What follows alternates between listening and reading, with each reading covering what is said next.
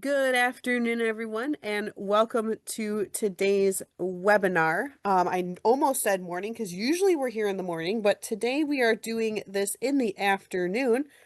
Today I have my friend Johanna Green here with me, and we are going to talk about flexible spending accounts and how isolved can help you and your small groups manage the ins and outs of those flexible spending accounts. So, Johanna, go ahead and take it away. Perfect. Well, hi, everybody. Hopefully you find this as interesting as you guys did the Cobra. And can everybody see my screen? Chelsea, can you acknowledge that you can see my screen for me? Yep, I can see your screen. Perfect. And I'm going to open up the chat window too, just so I can see it. And let's get moving. So today we're going to talk about FSA. Now, this particular presentation I'm doing goes into how FSAs with isolved work, and then there's a high overview in the beginning of what an FSA is to begin with. So just like the Cobra presentation, feel free to put your questions in the chat. Chelsea's going to monitor that for me. If you want to ask the question during the presentation, you can do that as well. Chelsea will be recording those so that if I don't have the answer to provide you right on today's webinar, I can go back, get those answers, and then send them to Chelsea like I did Randall the last time. If I can answer them in as soon as I get them, I will. But if not, then I will pass them on to Joanna, and Perfect. then we can get Perfect. back. I think that is wonderful. All right, let's start with what a flexible spending account is. So, a flexible spending account, or FSA, is an account that allows a tax benefit, um, providing you the option to set aside part of your pay before taxes are pulled out for eligible medical or dependent care expenses. For the healthcare flexible spending, there are two different types of account. There's your regular health FSA, and then there's a limited purpose FSA. Limited purpose FSAs are the kinds of FSAs that can be offered alongside an HSA, as an example, because the HSA provides for some medical expenses that a limited purpose would not. And then there's the dependent care flexible spending account as well. So I'm going to go through each of these, and I'm going to go through how they work with isolved. And as I mentioned, please feel free to ask any questions as we move along. So what is the benefit, right? Well, the benefit is, first of all, the big thing, paying fewer taxes. You know, if you're going to go to the store and you're going to buy Band-Aids and feminine products and sunscreen anyway, why not do it with your FSA where you're not paying Uncle Sam and then you're turning around and paying for it at the store? It is a much better way to pull the money out of your payroll, and to go ahead and spend those monies on things that you're already buying anyway, but you can do it on a pre-tax basis, which is pretty amazing. So what that does is increase your spendable income because they're taxing you on less amount. And then there's also the uniform coverage rule. So the uniform coverage rule, which I will explain in just a second, applies to your health FSA and limited purpose FSA. It does not apply to a dependent care FSA. What is that rule? The Uniform Coverage Act says that you as a participant have access to the full contribution amount that you've elected for a plan year on day one.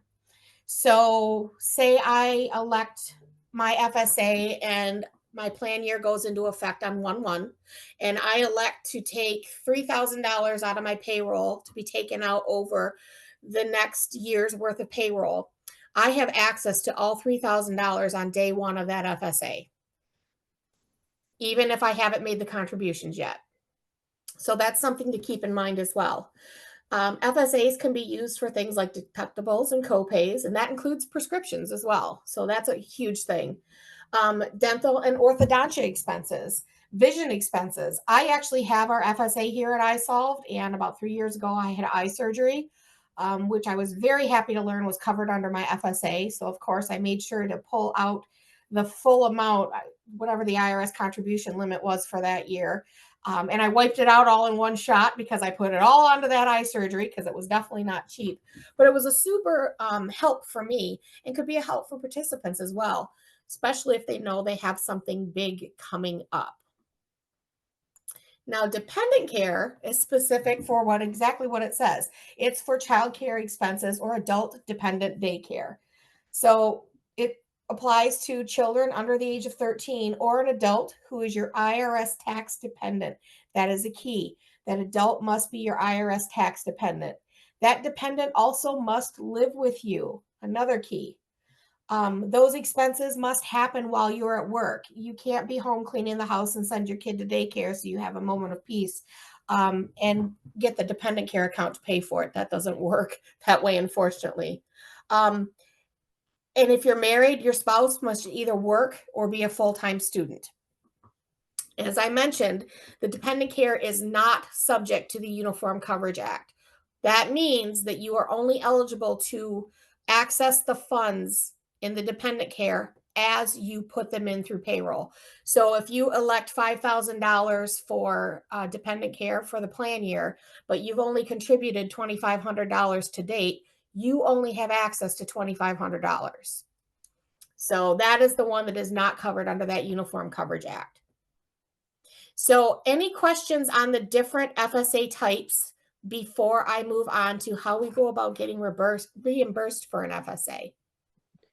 There doesn't seem to be any questions in the chat or the Q&A quite yet. Nope. Perfect. All right. I always do a temperature check when I change subjects. It just makes life a little easier, right? Let's talk about getting reimbursed. So when you get reimbursed for your FSA, it's going to happen after the expenses happen. You can't submit and say, I'm going to have a doctor's appointment on December 25th, and it's going to cost this much. Please give me the money. No, you have to actually have already had that expense happen. Now, no proof of payment is necessarily required. If claims can be submitted by receipt online, which I got to tell you, I didn't put this particular presentation together. I don't like that no proof of payment is required statement, simply because if you are submitting online, obviously substantiation is going to be required. We need to show a paid receipt, invoice, EOB, something so that we can reimburse you to show that the expense had happened. So I'm not sure what they mean by no proof of payment when they put this together. So I apologize. Now, claims can be submitted, as I mentioned, by receipt, and it can be done online. We have a reimbursement form that can be submitted via email. We also have a mobile app. Our mobile app is extremely easy to use. I'm a huge fan of our mobile app. In fact, I've only logged into my online portal once, and that was a requirement in order to download the mobile app. Once I did that, I've used the mobile app ever since, because it includes everything that the online portal has, and it's right there at my fingertips.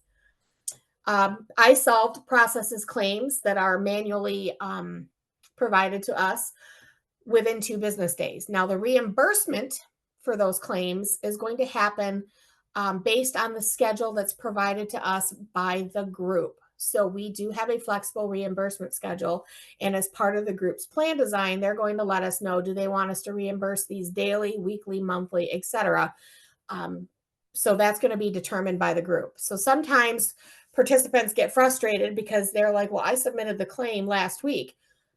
That's cool. We've paid the claim. It's in queue. However, the group says that we can only reimburse once a month. So we have to wait for that time in order to actually reimburse for those monies.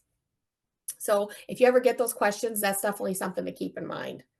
We also have a debit card. So our debit card can be used right there at the store, which is pretty amazing. And I had this question come up yesterday on a demo. If you go to the store, say Meijer as an example, and you buy Band-Aids, cough syrup, a loaf of bread, some milk, and some cheese for grilled cheese, and you use your debit card is automatically going to pay for the things that are FSA eligible, kind of like an EBT card does. It's going to take the monies off for those things that are eligible, and then you'll need to use other form of payment for those items that are not eligible. So it makes it really easy. You do not have to swipe that debit card in a separate transaction. So something I like to mention on there. Let's talk about that documentation. When I said that we need substantiation for manually submitted claims, these are the kind of things that we're looking for. Like, we need to have the name of the patient, the date of service.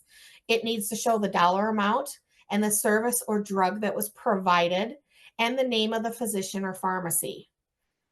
We can accept a receipt, a statement, or an explanation of benefits. In my case with my eye surgery, because I did wipe out my entire balance in one shot, I got my paid invoice and was able to submit that. I paid with my debit card, but because I was taking the full amount out, they wanted to make sure it was not fraudulent, which is why they required substantiation. And I completely respect that. And it was really easy to do. I got a notice in my mobile app. I snapped a picture of it in my mobile app. I hit upload and I never got bothered again. It was that simple. Now, your signature is going to be required on the reimbursement request form if you're submitting that claim manually. So if you're going in your online portal or you're doing it in the mobile app, there's not a signature that you need. But if you're utilizing the PDF file and submitting via email, that will need a signature on it. We don't want somebody else trying to get into your FSA and use your funds. Let's talk about documentation for over-the-counter things. So if for some reason you left your debit card at home and you went to Meijer and you bought all those wonderful things I'm talking about and you want to get reimbursed for those Band-Aids and cough syrup, we're going to need that cash register receipt that shows the name of the product. It needs to show the price and the date of purchase. Your signature and the name of the family member on the reimbursement request form, again, if you're submitting that via manual claim. So any questions on how to submit and what documentation we're looking for? I don't see anything in the chat, but I like, again, to do a temperature check. I haven't seen anything yet either. Awesome. Am I moving too quickly? I'm having a good time. Okay, good. Well, I want to make sure. I'm bouncy and silly. I get to moving really fast. So let's talk about expenses that will be approved and what can be covered. So OTC, most people know that that's over the counter, but I'm going to say it just in case. Things that will be approved, things like bandages, splints, contact lens solution, crutches, wheelchairs, walkers, insulin. Additional expenses that can be covered include things like allergy and sinus meds, anti-itch and insect bite goodies like hydrocortisone as an example, ointments and creams, so Neosporin, cold sore remedies. So, oh God, I can't, cake aid. That's one of them I can think of. Cough, cold, and flu. So cough drops, NyQuil, Mucinex, all those good things. Digestive aids. So digestive enzymes. If you're on like, I think it's called Digestive Advantage. There's a drug out there for stuff like that over the counter. Pain relief. So Tylenol, ibuprofen. Those are all items that can be covered under your FSA and something that a lot of people aren't aware of. So your FSA can be used for more than just deductibles and copays or prescriptions, which is a huge deal because it's nice to have the ability to purchase those things on a pre-tax basis. I have a question. Yeah, Are antacids counting as a digestive aid? Things like Tums? that is a good question. Let me ask. Oh no, I'm the one who came up with a question that you have to go back to, but I'll write it down. Well, I think I can get that answer for you quickly though, Chelsea. I would think it Oh, would be, but I cool. want to double check. I would think so too, but I was just curious myself. Well, the reason why I'm not giving you 100% answer is, for example, if you go into the FSA store, and I'll touch on that, acupuncture mats are covered, but a massage chair is not. So there are certain categories that kind of get broken down a little bit. So I want to verify. So I'll double check. Antacid, are they covered under FSA? Appreciate you. Of course. All righty. Perfect. So let's talk about dependent care and the documentation we need for that. So if you have a statement or receipt, it must have the dependent's name, the to and from dates. Apparently somebody typed this wrong. And the provider name and tax ID and address. A lot of daycare providers that run things out of home, their tax ID might be their social security number, but it is required in order for us to reimburse for payment. Again, if you're doing that on the reimbursement request form, the signature is required. And if you're doing it without a statement, you can ask your provider to complete the signed reimbursement request form. By provider, when I'm referring to dependent care, it is the dependent care provider itself. It's not like a doctor. So I just want to make sure that that's clear. All right, let's talk about the debit card. So when you get an FSA or limited purpose FSA or dependent care FSA with isolved, you automatically get 2 debit cards. It's included in the price.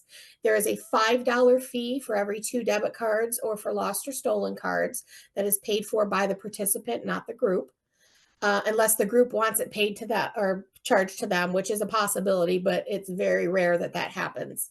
Our cards are good for 5 years.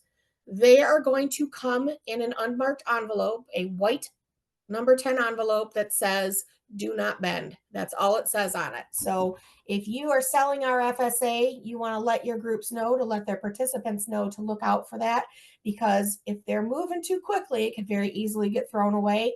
I can't tell you how many times that's happened. And they will have to be charged the $5 for replacement cards. Those cards can be used at any place that accepts Visa or MasterCard. And save your itemized receipts. And we say that because while we do have a 95% auto substantiation rate, that means that 95% of the time when you swipe your debit card, we are not requiring any additional substantiation. That might be the 5% you jump into that we are asking for it. So we always recommend to save your itemized receipts just in case, like I had to do for that eye surgery. Let's talk a little bit more about what an eligible expense is. So obviously we talked about dental, vision, and medical expenses can be reimbursed through your FSA. And again, that service must have happened. So we can't prepay you. It has to be something we're reimbursing for. It must go through all eligible insurance first. So you're going to have to submit a claim through Blue Cross and Blue Shield if that happens to be the carrier you're working with. And then whatever they're not covering can be covered by your FSA, but it's got to go through Blue Cross first in that case. And again, you can use your debit card after the insurance has paid their portion. So if you get a bill in the mail, you can use the FSA to pay for it after that.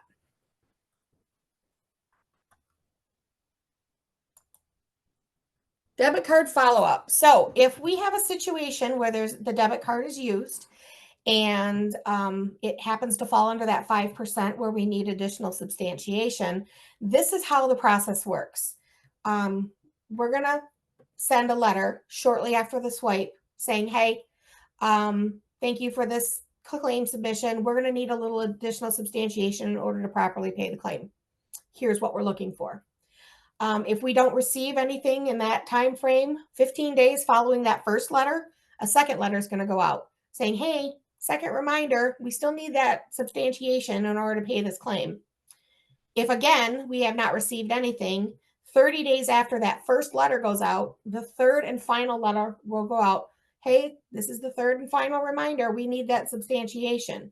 If we don't get it, that debit card may be temporarily deactivated and not be able to be used until we receive the substantiation that we requested on the previous claim that was filed.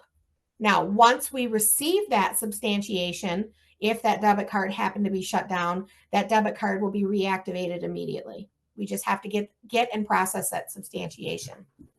So there's nothing that the consumer would have to do to get that card reactivated after it was deactivated for that reason. Nope, just provide that substantiation. Perfect. Now, what happens if there's no substantiation? Well, there's a few ways that you can handle this as a participant. First of all, you could repay the expense. If we paid the expense, because what happened, and I'll use my eye surgery as an example. I used and swiped my debit card. They paid the expense, they being isolved. Then they requested the substantiation. Because I gave it to them, nothing else happened. If I hadn't provided that to them, I would have to repay that if they already pulled it out of my FSA account. I'd have to repay them. You can send in different claims to offset if you don't have substantiation for that particular claim. You can always send in something else to offset it because we would not be able to pay that claim. It could be added to a W-2 as taxable income. That's a little more challenging because that involves payroll, so it's not a highly recommended or frequently used option, or it could be withheld from pay. So again, those two are not very frequently used. The easiest and best thing to do is just make sure you keep your substantiation just in case. If you're not using your debit card, again, and I guess they can't hammer this home enough, it has to be after the expenses happened. No proof of payment is required, but claims need to be submitted online, mobile app, mail, or fax. Your claim will be processed within 2 business days, as I mentioned, and you can receive it either via check in the mail or direct deposit. So there are a couple options that we have for participants to receive their reimbursements. All of that, by the way, is set up during enrollment and is part of the enrollment kit that we provide that employers can use. So the biggest question I get when I do open enrollments is how much do I set aside? Well, everybody's different, right? So we do have a flexible worksheet that's available in our resource center that helps you to plan for upcoming expenses. You know, if you know, like I knew I was having that eye surgery come up, I boosted my contribution for that year because I knew it was happening. So I was covered on it. Check the list of eligible expenses for items and services that you need. You know, when in doubt, underestimate. So this is what I always tell people. If the group has a carryover, meaning they're allowing, like for 2025, the carryover amount was $640. So I could carry over up to $640 on my FSA.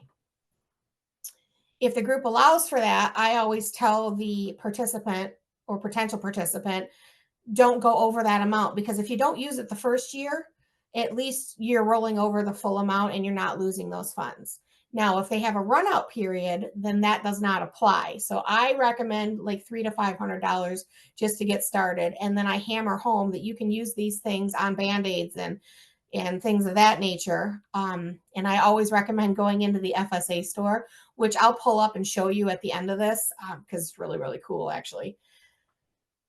When in doubt, like I said, underestimate. Now, the annual healthcare maximum, which is set by the employer, if you know what that is, you could utilize that as your contribution limit or close to it. Same with your dependent care maximum, which is set by the IRS. So when I say annual healthcare maximum, the employer can set up to the IRS maximum. So the IRS does place a maximum on the FSA and limited purpose FSA, but the employer does not have to allow them to contribute that amount. They just can't go over that amount. 2026 amounts have not yet been published, but once they are, we will have them available. So let's talk about making an annual election. Changes, obviously, you can make your annual election on your open enrollment date, just like you would anything else, just like you're doing your health plan. So that makes life a little bit easier for you. Or changes can be allowed for life events. You have a baby, you got married, you got a divorce, or somebody passed away, unfortunately. You have 30 days to make the changes in your FSA based on that qualifying event. If you are out of that 30-day window, you cannot make the change. That is an IRS regulation.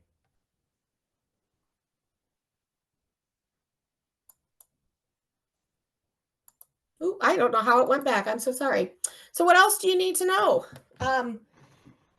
You have anytime, anywhere online access to your account, which is why I said I'm a huge fan of the mobile app. Most of us have a cell phone in our pocket. Most of us actually use our cell phones now as a telephone. So your little handheld computer is with you everywhere you go, and that mobile app is right there with you. Sometimes claims are pending or declined. It could be for the reasons of like missing a signature or some information. Maybe a fax was sent into us and it was illegible, which is why we recommend mail or snapping a picture with the mobile app or scanning and uploading via the online portal. That helps prevent some of that illegible fax situation. Or maybe the expense itself is ineligible. When we do a declination, we're going to let you know why. You're going to receive a letter and it's going to give you the information as to why. What this does is it protects the tax benefit status of the plan. It's very important that we protect that for the employer and the employees. So it's a win-win for everybody that's involved. So before I move on to any questions, I'm going to end my, here, let me get this pulled up really quick. And I'm just going to move this over.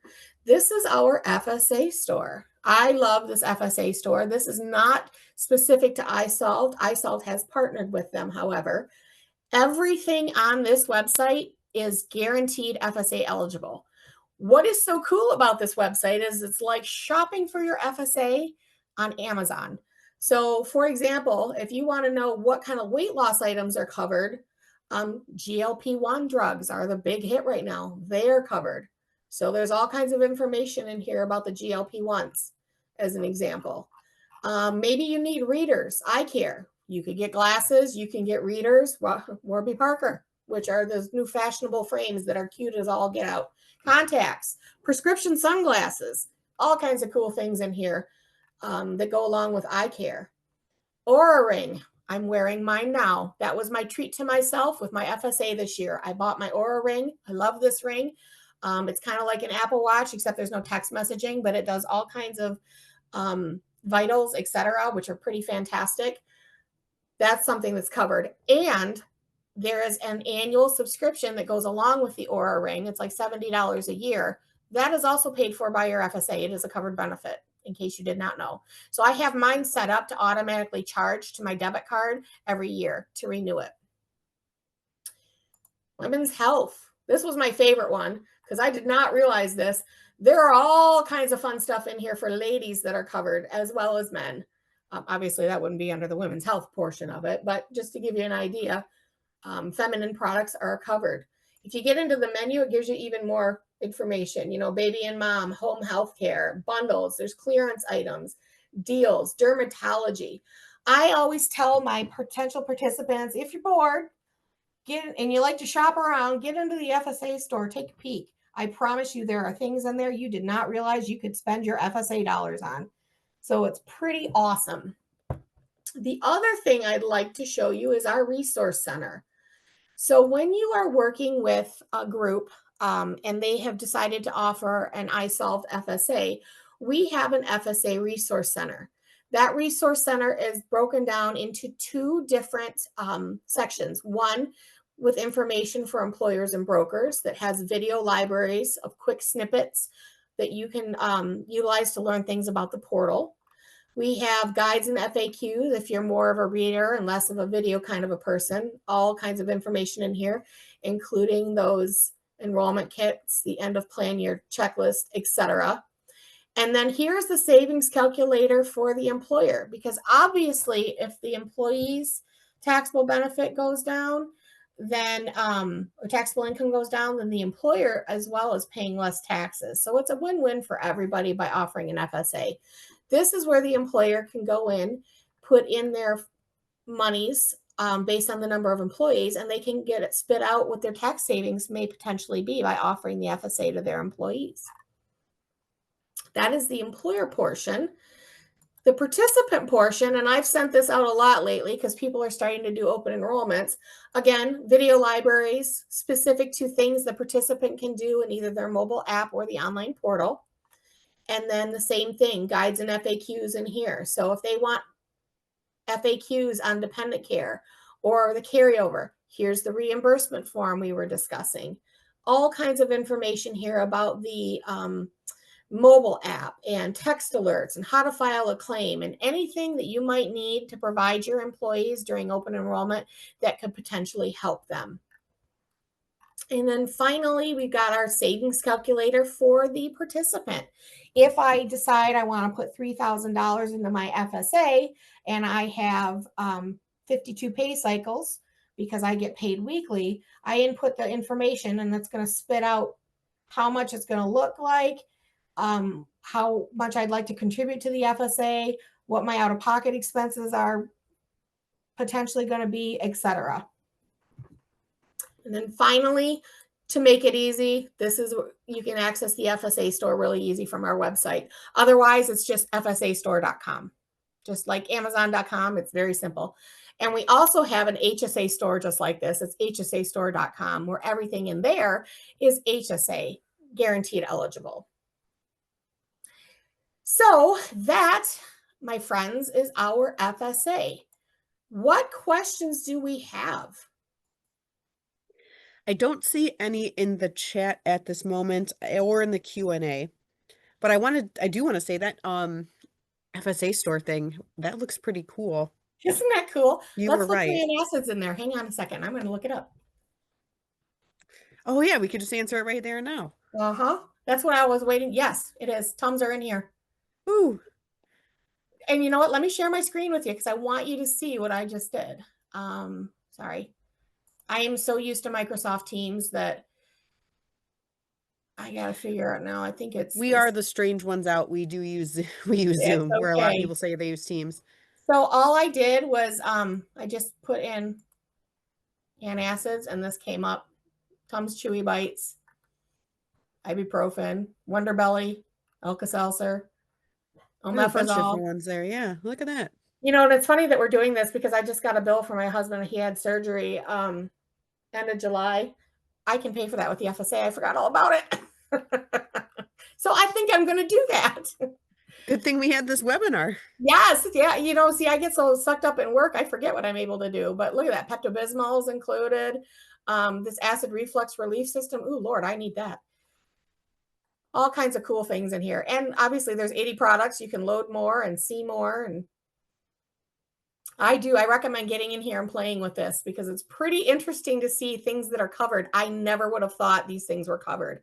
And when COVID happened, they actually opened up even more items that were covered. So some of these items I do not believe were covered prior to COVID. I think that a lot of this came in after COVID, which is pretty cool.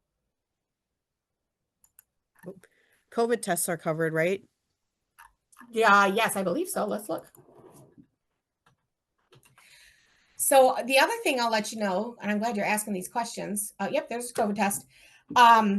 So in our mobile app, there is a barcode scanner. So Chelsea, you're in Meijer or Target or wherever, and you're like, I wonder if this COVID test is covered. You can pull up the barcode scanner in that mobile app, scan the barcode, and it'll tell you right there when you're standing in the aisle at the store. I love that. Really cool. Yeah, it's very, very cool. See up here at the top too, it says hsastore.com. So if you were dealing with an HSA, you could get in there. Oh, the other thing, resources. This is another fun thing. So under the menu, I went down to eligibility list. This is a list of all eligible products. It'll tell you if it is or isn't eligible. So acid controller, which would be an antacid, eligible. Acetaminophen, eligible. So if you're ever wondering if something general, antacids, is eligible, you can get in here and just select, which letter you're looking at. Magnetic therapy is eligible with limitations. Massage chair, see, told you, not eligible. Totally bummed because I had to pay for mine. But a massage gun is. So I bought a percussion massager for my husband, which he loves. That was covered under my FSA. So again, get in here, play around, look around. Any questions you have as what could be eligible or what may not be, this is a really great resource. We actually had a webinar a couple of months ago that was put on by the people that run the FSA store for our brokers. So if we do that again, we'll make sure action gets included in that as well. You had been sent an invitation for this one as well, but I don't know that everybody jumped on it. But when they do these occasionally, by all means, jump on these webinars. There's a lot of really good information in here. And we want to make sure that you've got as much information as possible when you're selling the FSA. When I'm doing benefit fairs, I hear more often than not from people, well, I didn't use my FSA because I didn't think it was eligible, or there wasn't anything that I could spend it on. And I said, are you sure? And then I'll sit there and I'll pull up the FSA store on my laptop, because most of the time I have my laptop with me, and show them different items that were eligible. And you should see the look on their faces. It makes me so happy in the aspect of I just helped them save some money. So yeah, it's really a big thing to find out exactly how much you can use that FSA monies on and how beneficial it is. Yeah, the easier you make it for your clients to use the product, the more likely they are to use it. Exactly. And a lot of it comes from, Chelsea, educating and open enrollment, which is why we put this presentation together, is the key. Because if you're doing that before they actually make their election, they know what they can use it for, and they're going to make a more educated guess on how much they feel that they should put into it, whether or not it's right for them, etc. So education is always key. All right, guys, so that is isolved's FSA solution for you guys. So if you have a small group who is interested in getting an FSA or having something to help manage the FSA, isolved is the company for you. So thank you for spending some time here with me and my friend Joanna, and I hope you guys have, if you celebrate, a great AEP and OEP coming up very soon.